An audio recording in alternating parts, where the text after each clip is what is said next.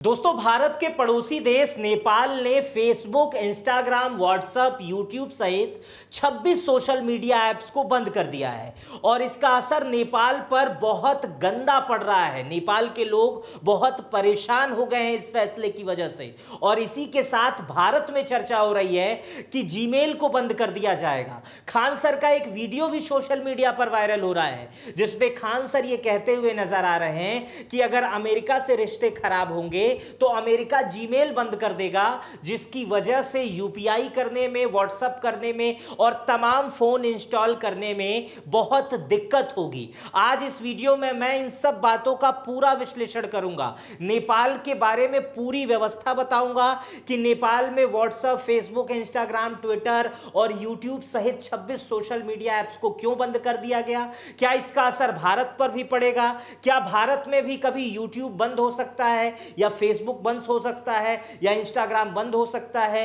क्या जो खान सर बात कह रहे हैं कि जीमेल बंद हो जाने की वजह से व्हाट्सएप बंद हो जाएगा या फोन पे में दिक्कत आएगी, इस बात में कितना सत्यता है? इन सब चीजों का विश्लेषण आपको इस छोटे से वीडियो में मिल जाएगा। आइए हम आपको विस्तृत तरीके से समझाते हैं कि पूरा मामला क्या है। दोस्तों, सोशल मीडिया पर अब तक आपने खान सर का एक वीडियो देख लिया होगा जिसमें खान सर कहते हुए नजर आ रहे हैं कि भारत अमेरिका के रिश्ते अगर बिगड़ गए तो अमेरिका गूगल से कहकर जीमेल बंद करवा देगा। आपको पता होगा जीमेल जो है वो गूगल का ही एक पार्ट है, गूगल की कंपनी है, जिससे यूपीआई, फोन जो मोबाइल सर्विस है, व्हाट्सएप, फेसबुक जैसी जो डिजिटल सुविधा है वो बंद हो जाएगी। ये खान सर का एक वीडियो सोशल मीडिया पर वायरल है जिससे लोग हैरान परेशान हो जा रहे हैं क्योंकि अमेरिका से इस समय रिश्ते हमारे थोड़े खटपट हैं। अमेरिका ने 50% टैरिफ भी लाद दिया है। भारत के प्रधानमंत्री चीन की यात्रा पे जा रहे हैं जहां रशिया के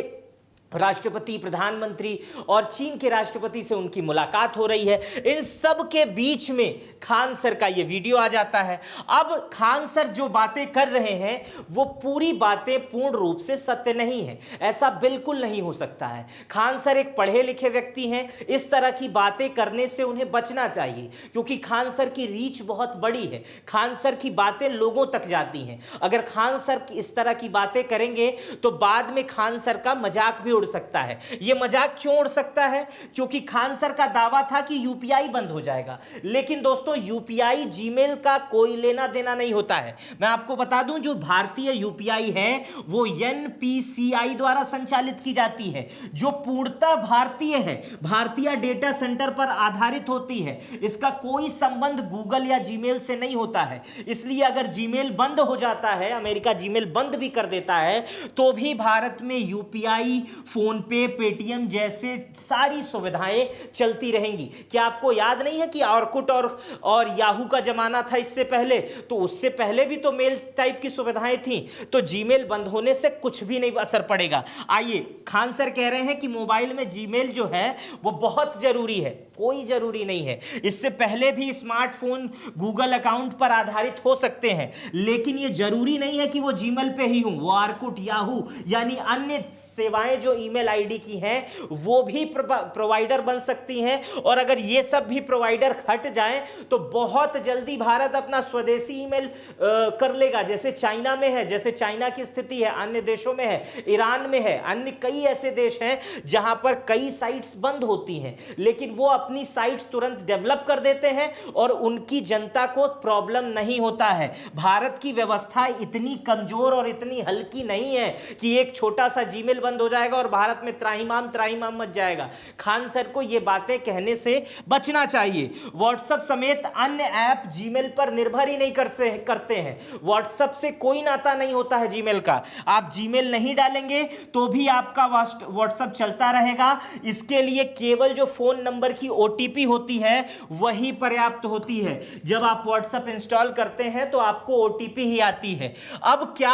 अब ये जो खान सर एक बात और कह रहे थे कि ट्रंप से रिश्ते खराब हो जाएंगे, तो क्या ट्रंप की इतनी हैसियत है कि वो जीमेल बंद कर पाएंगे? आइए इसको समझने की कोशिश करते हैं। दोस्तों, पहले बता दूं, जीमेल एक प्राइवेट कंपनी है, ये गूगल की सर्विस है, आप जानते हैं। किसी अन्य देश में जीमेल बैन करने का अधिकार अमेरिका के राष्ट्रपति को नहीं है। किसी भी अन्य देश में जीमेल बंद करने का अधिकार अमेरिका के राष्ट्रपति को नहीं है। इसका अधिकार किसको है पता है? अगर भारत में जीमेल को बैन करना है तो इसका अधिकार नरेंद्र मोदी को है, भारत के प्रधानमंत्री को है। दूसरे देश का राष्ट्रपति इस देश में कैसे कोई चीज बैन कर सकता है? वो वहां की कंपनी है। इसके लिए आपको IEEPA का सहारा लेना पड़ेगा, 1977 की धारा के अधिनियम का सहारा लेना पड़ेगा। इस स्थिति में कुछ परिस्थितियां बन सकती हैं जिसमें अमेरिका अपने कंपनियों को आदेश करे कि वो विदेशों में सेवाएं जो है वो बंद कर लें, लेकिन इसकी प्रक्रिया बहुत विस्तृत है। इसके लिए बाकायदा एक कानून बनाना पड़ेगा, जगह जगह ऑर्डिनेंस इसके पास कराने पड़ेंगे। ये 1 मिनट का खेल नहीं है कि 1 मिनट ये कहा गया और इतनी सारी पब्लिक सेक्टर की सेवाएं बंद हो जाएंगी। ये बहुत कठिन चीज है। और कुछ उदाहरण आपको देखने को मिलते हैं जब अमेरिका की बहुत सारी चीज जो है 100% चीज, बहुत सारी चीज नहीं, 100% चीज चाइना में नहीं चलती है। चाइना में अपना अलग गूगल है, चाइना में अपना अलग फेसबुक है, चाइना में अपना अलग सब कुछ है, इंस्टाग्राम है, और टिकटॉक तो उसका पूरे दुनिया में चल रहा है और अमेरिका में भी चल रहा है। तो आप समझ रहे हैं ना? तो ये चीजें समझिए। बहुत सारे ऐसे देश हैं जो जीमेल का इस्तेमाल नहीं करते हैं, गूगल का इस्तेमाल नहीं करते हैं, फिर भी उनकी सारी व्यवस्थाएं चल रही हैं। भारत में चूंकि लोकतांत्रिक देश है, भारत की कंपनियों में दुनिया की कंपनियां भारत में आती हैं, अपने चीजों को दिखाती हैं, भारत के लोग उसे पसंद करते हैं, बाद में उसके धीरे धीरे आदी हो जाते हैं। यूट्यूब, फेसबुक, इंस्टाग्राम भी इसका बहुत बड़ा उदाहरण है। लेकिन ऐसा नहीं है कि दुनिया भर के हर देशों में ये सारी चीजें चल रही हैं। जो देश नहीं चाहते हैं वो नहीं चल रही हैं। चीन इसका एक सबसे बड़ा उदाहरण है। आइए समझते हैं कि नेपाल में क्या हुआ है और नेपाल में क्यों बंद कर दिया गया है इंस्टाग्राम को, फेसबुक को, ट्विटर को, यूट्यूब को और इस तमाम 26 सोशल मीडिया प्लेटफॉर्म को नेपाल में बंद क्यों कर दिया गया। इसका कारण है रजिस्ट्रेशन में नाकामी। सरकारी निर्देश और सुप्रीम कोर्ट का आदेश है कि वहां पर ये 26 सोशल मीडिया साइट्स को बंद कर दिया जाए। नेपाल सरकार ने सामाजिक मीडिया संचालन निर्देश 2023 के तहत सभी सोशल मीडिया प्लेटफॉर्म को बंद कर दिया है। इस तरह के आदेश जो आप ये देख रहे हैं ये सोशल मीडिया पर वायरल है। यही आदेश है सरकार का कि 26 साइट्स को बंद कर दिया जाए। इसका कारण है कि स्थानीय पंजीकरण नहीं है। वहां पर जो कंपनियां आई हैं वो नेपाल में अपना पंजीकरण नहीं कराई हैं। फेसबुक ने नहीं कराया, इंस्टाग्राम ने नहीं कराया, यूट्यूब ने नहीं कराया है। इन सब कंपनियों ने पंजीकरण नहीं कराया है। उनका कोई स्थानीय प्रतिनिधि नहीं है, मतलब यूट्यूब का कोई आदमी ही नहीं है, यूट्यूब का नेपाल में कोई ऑफिस ही नहीं है और पूरा नेपाल यूट्यूब चला रहा है और उसका संचालन अमेरिका से हो रहा है। बहुत सारी स्पैमिंग हो रही है, नेपाल ये मान रहा है। ग्रीवेंस का समाधान तंत्र स्थापित करने का निर्देश किया गया है। यह कदम सुप्रीम कोर्ट के एक निर्देश पर लिया गया है कि वहीं पर अपनी मशीनरी बनाइए, पंजीकरण कराइए नेपाल सरकार में, तब हम आपकी व्यवस्थाओं को देखेंगे और तब आपकी व्यवस्थाओं को सुचारू रूप से चलाने देंगे। समय सीमा और कंपनियों की प्रतिक्रिया क्या है? कंपनियों को 28 अगस्त 2025 से जो फॉर्म भरने की सुविधा थी उसमें 7 दिन का समय दिया गया था, जो कि 3 सितंबर को समाप्त हो गया। इसके बाद ये जो समय दिया गया था, इसके बाद Meta, Instagram, Facebook, WhatsApp, alphabet, YouTube, Twitter, LinkedIn समेत जितने ऐप थे, 26 ऐप थे, इन्होंने पंजीकरण नहीं किया। यही कारण है कि ये सारे ऐप्स को बंद कर दिया गया। कौन कौन से प्लेटफॉर्म अभी नेपाल में काम कर रहे हैं? नेपाल में अगर ये बता दें कि टिकटॉक काम कर रहा है, वाइबर काम कर रहा है, निबुंजा, पीपल लाइव, ये जो ऐप हैं जो यहां पर भी हैं, ये सारे ऐप इस समय नेपाल में काम कर रहे हैं। सरकार क्या तर्क दे रही है? बहुत बेहतरीन तर्क दे रही है। सरकार ने बेहतरीन काम किया है, अच्छा काम किया है। भारत को भी ऐसे कई कदम उठाने चाहिए नेपाल से देखकर। हालांकि भारत में हर कंपनियों के ऑफिस हैं, हेड ऑफिस हैं, सारी चीजें हैं। भारत सरकार ने समय समय पर लगातार कंपनियों को आईना भी दिखाया है और आंख भी दिखाई है, लेकिन कुछ ऐसी चीजें, नेपाल बहुत छोटा देश है लेकिन बहुत बड़ा निर्णय लिया। इतनी बड़ी बड़ी कंपनियों का नहीं चलाएंगे अपने वहां जब तक पंजीकरण नहीं कराओगे। बहुत सारी चीज इसके पीछे जो नेपाल उदाहरण दे रहा है कि क्यों नहीं नेपाल इसको एक्सेप्ट कर रहा है, इसके पीछे कारण है साइबर क्राइम, गलत सूचना, मिस इन्फॉर्मेशन नियंत्रित करना। सरकार का कहना है कि पंजीकरण के माध्यम से नेटवर्क की जवाबदेही, ग्रीवेंस सिस्टम और सेल्फ रेगुलेशन को संभव बनाया जा सकता है। जो साइबर क्राइम हो रहे हैं वो नेपाल में भी हो रहे हैं और और नेपाल में साइबर क्राइम से बचने के लिए सरकार कह रही है कि आइए आप बताइए कि आप फेसबुक है, अपना ऑफिस डालिए, अपना एक प्रतिनिधि नियुक्त कीजिए, ताकि अगर फेसबुक की वजह से नेपाल के अंदर कोई साइबर क्राइम होता है, नेपाल के अंदर से फेसबुक की वजह से किसी को दिक्कत होती है, नेपाल में फेसबुक की वजह से अगर कोई आदमी दिवालिया होता है, किसी का पैसे का नुकसान होता है, तो आप जिम्मेदार होंगे, क्योंकि आपने मिस इन्फॉर्मेशन दी है और आपसे भी जवाब तलब वहां की कोर्ट करेगी। इसलिए नेपाल में ये सारी सुविधाएं लाने के लिए नेपाल सरकार ने फेसबुक को बंद कर दिया, इंस्टाग्राम को बंद कर दिया, ट्विटर को बंद कर दिया, यूट्यूब को बंद कर दिया, क्योंकि बहुत सारे इंफॉर्मेशन यहीं से हो रहे थे। इसकी आलोचना भी बहुत ज्यादा हो रही है दोस्तों, आलोचना हो रही है, स्वतंत्र अभिव्यक्ति और प्रेस की आजादी पर प्रभाव पड़ रहा है इससे, वहां के लोग कह रहे हैं। नेपाल डिजिटल मीडिया अधिकारों के समूह ने चेताया है कि स्पीच और संचार की आजादी को कमजोर किया जा रहा है नेपाल सरकार के द्वारा। पत्रकारिता प्रोटेक्ट करने वाली एक संस्था सीपीजे ने इसे पत्रकारिता और सूचना तक पहुंचना को खतरा बताया है कि यह खतरा है, यह आदेश पत्रकारिता के लिए, सूचना पहुंचाने वाली व्यवस्थाओं के लिए यह खतरा है, क्योंकि नेपाल भी भारत की तरह यूट्यूब में बहुत आगे निकल गया था। वहां पर भी यूट्यूब की पत्रकारिता हो रही थी, वहां पर भी नेपाली भाषा में नेपाली कंटेंट क्रिएटर थे, उनके अपने अपने सब्सक्राइबर्स थे, फॉलोअर्स थे, और वो अपने गानों को चाहे अपनी सूचना को अलग अलग तक पहुंचा रहे थे।